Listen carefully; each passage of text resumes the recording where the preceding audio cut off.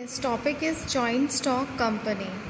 We have studied sole proprietorship, partnership, joint Hindu family, cooperative society and now joint stock company.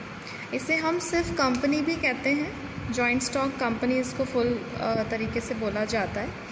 A company is an association of persons formed for carrying out business activities and has a legal status independent of its members.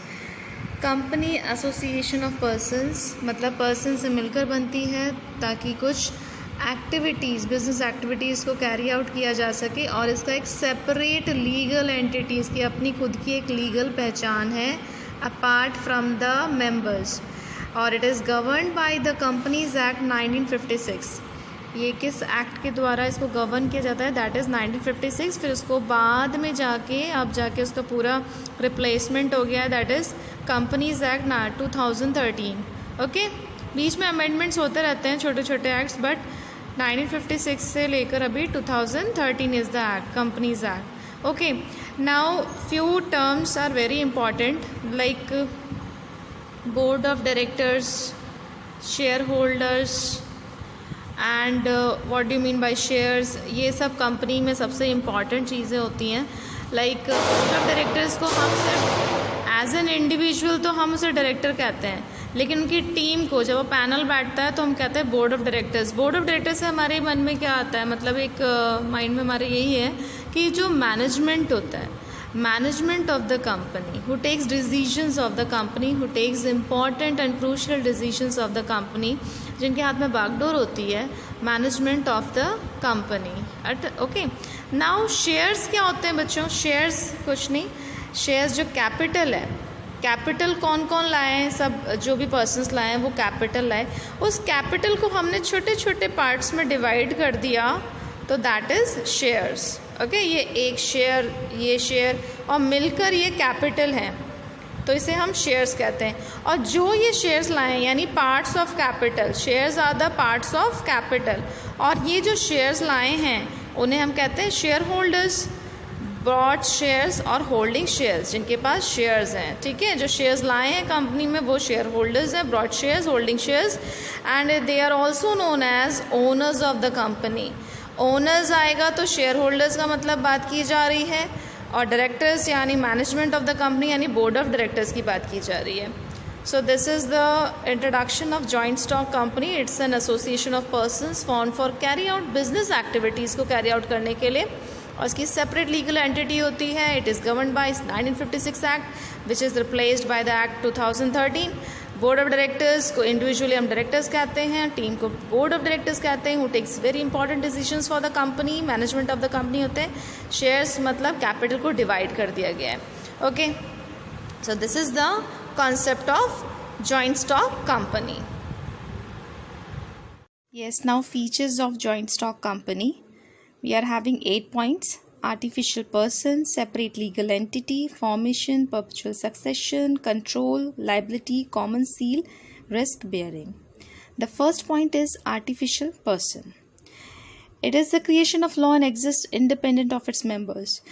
आपको पता है ये person नहीं है, कोई जीता जाता इंसान नहीं है हमारी joint stock company, but law की नज़रों में ये पर्सन है. कैसा? Artificial. How come? Because it can not breathe, it can not eat, run and talk, है ना, हमारी तरह ऐसे बात नहीं कर सकती है, कुछ भी नहीं, लेकिन कंपनी के नाम से हमें प्रॉपर्टी का लेन देन जो ट्रांजेक्शन है, it can own assets and liabilities, enter into contract, sue and be sued by unlike them. ठीक है, अब ये प्रॉपर्टीज़ ले सकती है, बेच सकती है, बिजनेस कर सकती है, असेट्स लाइबिलिटी होल्ड कर सकती है, तो इट मीन्स ये इतने सारे काम कर सकती है, तो है तो person but artificial one. Like artificial one is the sense इसका सेपरेशन है इसके मेंबर्स से. कैसे? अगर आपने असेट्स लाइबिलिटीज़, अगर आपने किसी डायरेक्टर ने अपने नाम से असेट्स ले लिया, तो अगर किसी व्यक्ति के नाम से जो कंपनी से जुड़ा हुआ है, अगर उसने कोई असेट्स रख लिया है, असेट्स उसने नाम से अपनी कंपनी में ले आया, लेकिन अगर वो कंपनी से चला जाता है या कुछ भी होता है तो असेट्स भी गए. तो इसलिए it is a person but it is artificial person because it is a creation of law and exist independence of its members. Okay, now separate legal entity is also the same. Now separate legal entity means from the day of its incorporation a company acquires an identity distinct from its members. अपनी members से इसकी अलग पहचान होती है legal entity. कैसे? assets और liabilities हैं but apart from या separate from those of its owners. ठीक है, कंपनी अलग है और मेंबर्स की पहचान अलग है, इसकी खुद की अपनी लीगल एंटिटी है, separate legal entity. Now the law does not recognise the business and owners to be one and the same. Law की नज़रों में ये दोनों अलग हैं. ठीक है, ओनर्स यानी मेंबर्स और कंपनी दोनों एक नहीं हैं. They are not to be one and the same. Now formation and control हम साथ में ले रहे हैं. फॉर्मेशन मीन्स बहुत लंबा प्रोसीजर हो जाता है, टाइम कंज्यूमिंग होता है, रजिस्ट्रार ऑफ कंपनी में जाना पड़ता है किसी कंपनी को बनाने के लिए. To establish and run both are very difficult and rigid process. They have to be go through many legal formalities. ठीक है, लीगल फॉर्मेलिटीज़, कंपनीज़ के डॉक्यूमेंट्स सबमिट होंगे, फिर वो साइन होंगे, फिर उसमें जितने डॉक्यूमेंट्स लगते हैं, कितना पैसा, उसकी फ़ीस चार्ज होती है. तो ये सब जो प्रोसेस है बहुत ही कंज्यूमिंग हो जाता है, टाइम कंज्यूमिंग है, प्लस एक्सपेंसिव भी. Control of board of directors means control किसका होता है? मेनली हमने पढ़ा था जॉइंट स्टॉक कंपनी के कॉन्सेप्ट में कि जो मैनेजमेंट और जो मेन डिसीजन मेकर्स हैं वो है बोर्ड ऑफ डायरेक्टर्स. तो इसका मेनली कंट्रोल किसका रहता है? Board of directors. Board of directors यानी एक मेंबर हम डायरेक्टर कहते हैं, उसके पैनल को हम कहते हैं board of directors. Okay, so formation इतना आसान नहीं है कंपनी का, बहुत ही लंबा प्रोसेस होता है, बहुत ही रिजिड प्रोसेस होता है, legal formalities, law and regulations follow करने पड़ते हैं. ठीक है, तब जाके कंपनी बनती है. तो perpetual succession is a plus point also, इसे हम मेरिट्स में भी ले सकते हैं. लाइक कंपनी जो खोली है इतनी बड़ी, आपने छोटी कंपनी थी, बड़ी कंपनी, लेकिन वो एक तरीके से बड़ा ही है ना, एक एंटिटी उसकी बड़ी है क्योंकि आप कंपनी खोल रहे हो, बहुत सारे लोग जुड़ेंगे आपसे. ठीक है, तो कोई भी इंसान अगर मर जाता है डेथ से, लुनासी से, बैंक करप्ट हो जाता है या कुछ भी नुकसान होता है तो कंपनी थोड़ी ना बंद हो जाएगी, काम थोड़ा ना रुकेगा. It's continuity does not get affected by anyone's entry और एग्जिट. कंपनी का जो कंटिन्यूटी है वो किसी के जाने से, मरने से नहीं रुकती है. ठीक है, ऐसे वाइंडिंग नहीं होता है. Members may come and members may go but the company continues to exist.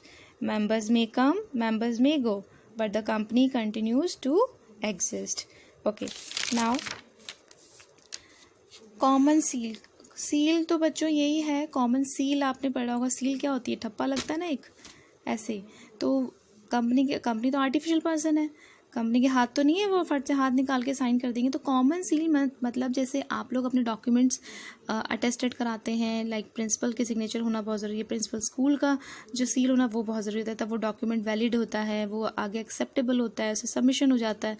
ठीक है, उसी तरह से common seal in the sense company का भी एक सील यानी सिग्नेचर होता है, वो किसी सिंगल पर्सन का ऐसा का नहीं होता. The board of directors enters into an agreement with others by indicating the company's approval through a common seal. ठीक है, ताकि आपका ये जो है एक सील, इस सिग्नेचर से आपको अप्रूवल मिलता है. ठीक है, आपके जितने डॉक्यूमेंट्स सिग्नेचर मांगते हैं, आपके और भी कितने सारे काम पड़ते हैं जहाँ पर अपनी कंपनी की सिग्नेचर की ज़रूरत होती है, तो ये कॉमन सील मतलब ये कंपनी की तरफ से एक सील जो होता है, सिग्नेचर बेसिकली, उसे हम कहते हैं, उसे लगाया जाता है. ठीक है, any agreement which does not have the company seal put on it's not legally binding on the company. अगर कंपनी की सील उसमें नहीं है तो कोई उसमें legal binding on the company नहीं हो सकता है. ठीक है, आप लोग बोर्ड ऑफ डायरेक्टर्स किसी भी एग्रीमेंट में एंटर कर सकते हैं कंपनी सील के साथ, approval through a company seal. Now liability में इसमें लिमिटेड है. Limited in nature means the share holders should not पे the excess debt of the company by selling their private or personal property. They are liable up to the invested amount. जितना पैसा लगाया है उतने में ही आप liable हो. आपकी तरफ से आप एक्सेस डेट पे करने की आपको ज़रूरत नहीं होता है आपकी पर्सनल प्रॉपर्टीज़ वगैरह पे हाथ नहीं लगाना है। दे आर लाइबल, यानी share holders are liable up to the invested amount, जितना वो लाए हैं हमारे लिए, कंपनी के लिए जितना शेयर्स वो लाए हैं उतना ही उसको यूटिलाइज किया जा सकता है। नाउ रिस्क बेयरिंग मीन्स यही, the risk of losses in a company is borne by all the share holders. मतलब पार्टनरशिप में क्या होता है, प्रोप्राइटरशिप में, सोल प्रोप्राइटरशिप में क्या होता है कि रिस्क बेयरिंग क्या, द फ्यू पर्सन्स, मतलब लॉसेस आपने बेयर कर लिए, ठीक है। This is unlike the case of sole proprietorship or partnership firm where one or few persons respectively bear the losses. कुछ एक या थोड़े लोगों को लॉसेस बेयर करना पड़ता है। लेकिन जो कंपनी है इसमें क्या होता है, अगर फाइनेंशियल डिफ़िकल्टीज आती हैं कंपनी को अगर कोई प्रॉब्लम आती है तो क्या होता है, share holders of the company have to contribute to the debts of to the extent of their shares in the company's capital, ठीक है। कंपनीज कैपिटल में जो है अपने डेट्स, मतलब share holders in a company have to contribute to the debts to the extent of their shares in the company's capital, लगाने पड़ेंगे पैसे आपको। सो इस तरह से जो रिस्क होता है, risk of loss thus get spread over a large number of share holders. इस तरह से जो लॉस का जो रिस्क है वो बहुत सारे नंबर ऑफ लोगों में बांट दिया जाता है, चला जाता है, ठीक है। So these were the features, and merits and demerits are also taken from the features. Features जो हैं उसमें प्लस पॉइंट्स ही पढ़े, हम नेगेटिव पॉइंट्स ही पढ़े। We will discuss these points in detail. Like अभी हम पढ़ लेते हैं पॉइंट वाइज। लिमिटेड लाइबिलिटी है, अच्छी बात है। ट्रांसफ़र ऑफ इंटरेस्ट है, सक्सेशन से कंटिन्यूटी अफेक्ट नहीं होती, प्रोफेशनल मैनेजमेंट है, ठीक है। डीमेरिट्स में कॉम्प्लेक्स फॉर्मेशन पढ़ा हमने कि बहुत टाइम कंज्यूमिंग है, एक्सपेंसिव है, लैक ऑफ सीक्रेसी है, इतने सारे लोग जुड़ेंगे, कुछ मीटिंग होगी, ठीक है, तो फिर बातें यहाँ से वहाँ करनी पड़ती हैं, वो जो ऑफिशियल वाली हैं वो भी जाती हैं। Numerous regulations, delay in decision making, conflicts of interest. So these merits and demerits हम अभी पढ़ेंगे in the next video in detail. Okay.